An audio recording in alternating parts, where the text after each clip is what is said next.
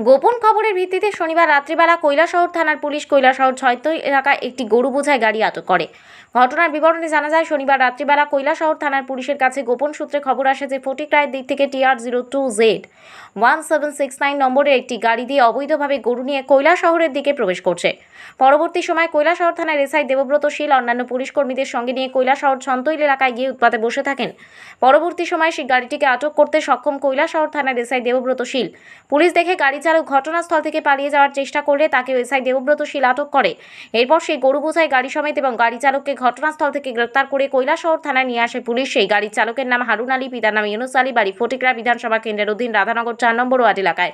কৈলাসহর থানার পুলিশ রবিবার হারুন আলীর বিরুদ্ধে একটি মামলা গ্রহণ করেন, যার নম্বর হল 18/2024 আন্ডার সেকশন 382 FP আইপিসি এবং under section 11(1) OH of the prevention cruelty two animal act 1960। পাশাপাশি হারুন আলী গাড়ি কিংবা তার কোনো বৈধ কাগজ পুলিশকে দেখাতে পারেনি। হারুন আলীকে কৈলাসহর থানার পুলিশ রবিবার দুপুরবেলা 3 দিনের রিমান্ড চেয়ে কৈলাসহর দায়রা আদালতে প্রেরণ করে। তবে সেই গরুগুলি অবৈধভাবে পাচার করার উদ্দেশ্যে নাকি চুরি করে সেই গরুগুলি এনেছিল তা এখনও জানা যায়নি। পাশাপাশি তার সাথে আর কেউ জড়িত রয়েছে এই বিষয় নিয়ে তদন্ত শুরু করেছে কৈলাসহর থানার পুলিশ। সেই 5টি গরুর মধ্যে একটি বাছুর রয়েছে বলে কৈলাসহর থানা সূত্রে জানা যায়। উক্ত বিষয় নিয়ে সংবাদ মাধ্যমকে ঘটনার বিস্তারিত জানান এই মামলার তদন্তকারী পুলিশ অফিসার এসআই উজ্জ্বল চৌধুরী। স্যার, শনিবার রাত্রিবেলা আপনারা যে গরু আটক করেছিলেন সেই বিষয়ে কি বলবেন?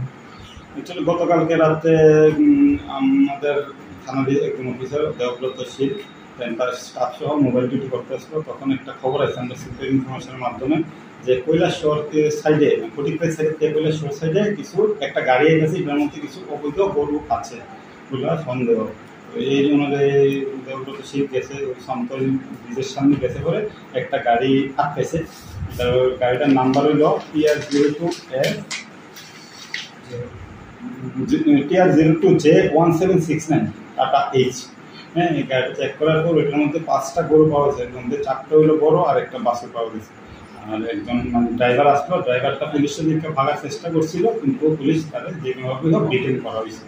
রিটার্ন করে যথারীতি গাড়ি সহ বা গরুটি সহ ড্রাইভার সহ থানায় নিয়ে আসছে। থানায় নিয়ে আয়া প্লাস ডকুমেন্ট দেখাইতে গেছে, গরুর কোনো ডকুমেন্ট দেখাইতে পারছে না গরুর। আর কেরিং দিয়ে করতেছে গাড়ি দিয়ে, এটার কোনো এই কাগজপত্র কিছুই নাই।